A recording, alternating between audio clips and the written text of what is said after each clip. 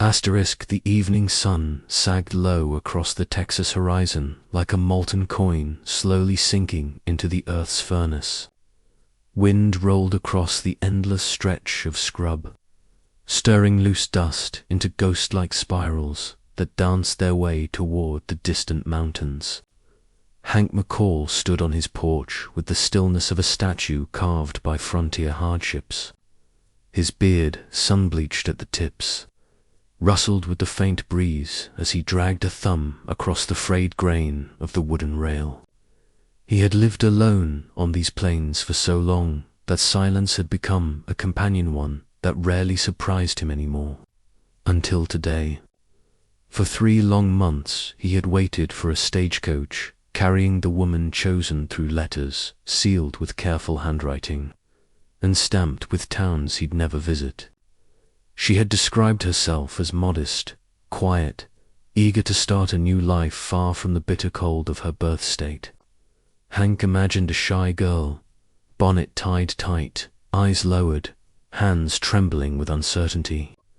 He expected softness, someone who would fill the empty chair at his table and patch the loneliness. He wore like a second skin, but as he heard the far-off thunder of wheels striking dry dirt, his heart kicked against his ribs in a way he had almost forgotten. The stagecoach burst through the shimmering heat haze, its wheels carving wild scars across the road. The horses snorted clouds of steam despite the heat, and the driver looked shaken, glancing repeatedly at the coach door as if uncertain of what rode inside. Hank straightened, boots planted firm as a tree stump. Dust swirled around him in gritty halos. Then the door swung open with a force that startled him more than a rattlesnake underfoot. Out stepped a woman who did not fit any corner of his imagination, tall, poised, wrapped in a long dark coat that billowed like wings in the wind. She carried herself with the controlled energy of a person who had walked through storms and emerged sharpened by them. Her eyes sharp, fierce, scanning the open land with the precision of an eagle glowed with a depth Hank did not expect from any mail-order bride. She stood there like she owned the horizon, and for the first time in years, Hank felt truly, utterly unprepared.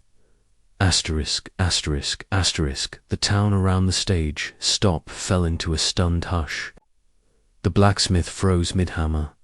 The general storekeeper leaned halfway out his door. And even the stray dogs, usually bold around newcomers, backed away with cautious curiosity.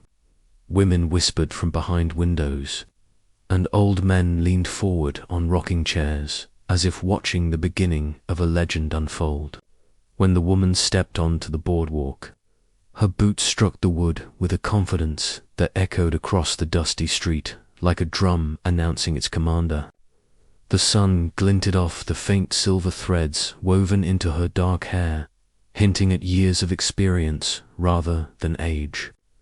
She tilted her head toward Hank, and in that moment, he felt as if she were reading every line of his past, the heartbreak buried deep, the years of loneliness disguised as rugged independence, the quiet longing he'd never spoken aloud.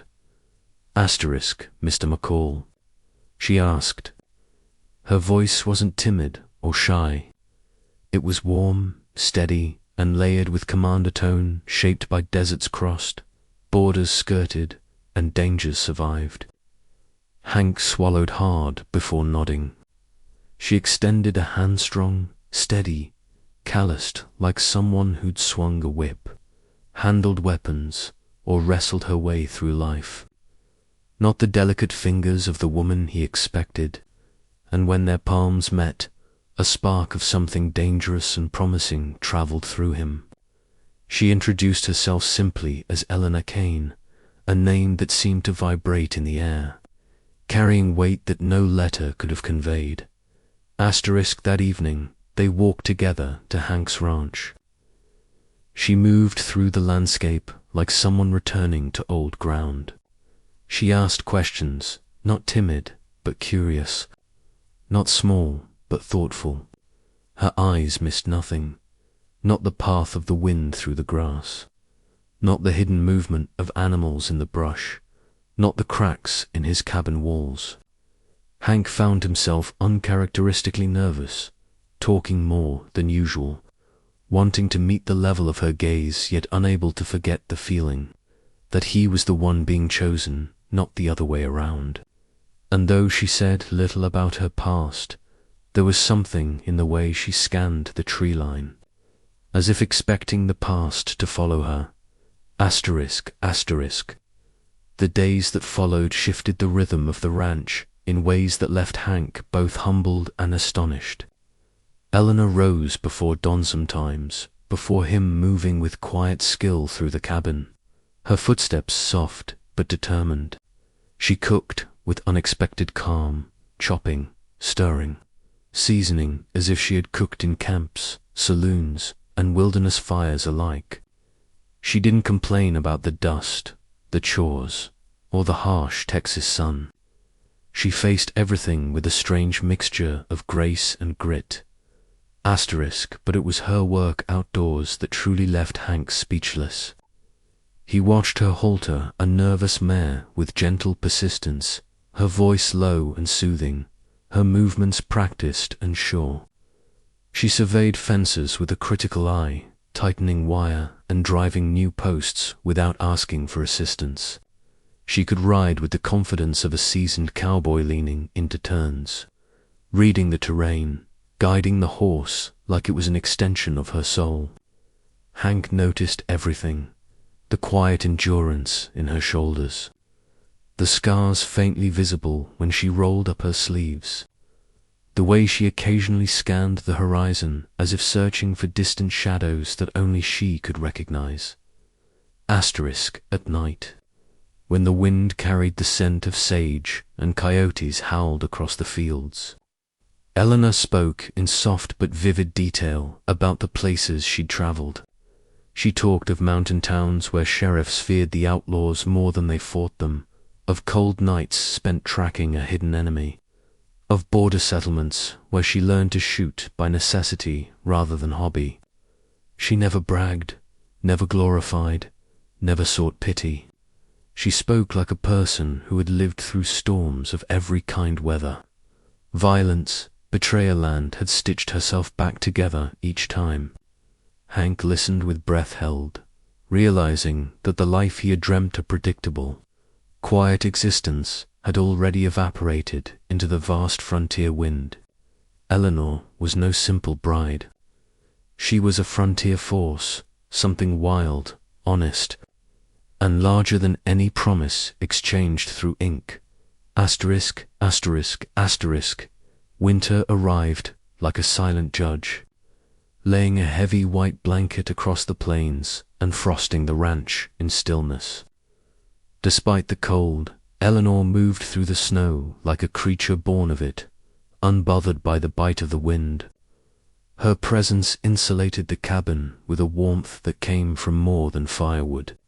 She tended the animals, split wood, mended coats, and sharpened tools with a quiet professionalism that made Hank realize how much of life he had merely endured before she arrived. The ranch changed shape around her, not only in the chores completed or repairs made, but in the energy she brought.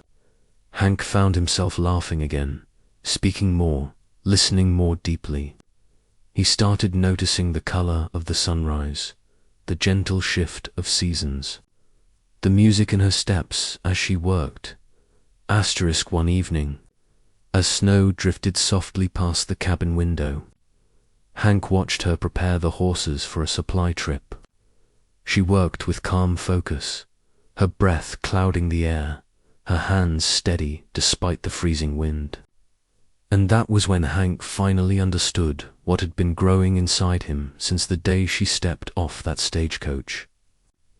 Not simple attraction, not the relief of companionship, but awe for the sheer resilience and brilliance of Eleanor Kane, the woman he had expected. The quiet, gentle mail-order bride had never existed. What arrived instead was a warrior, a survivor, a woman shaped by the frontier and tempered by its unforgiving trials. And standing there, snow settling on his shoulders, Hank realized something else. He didn't want a simple life anymore. He wanted this.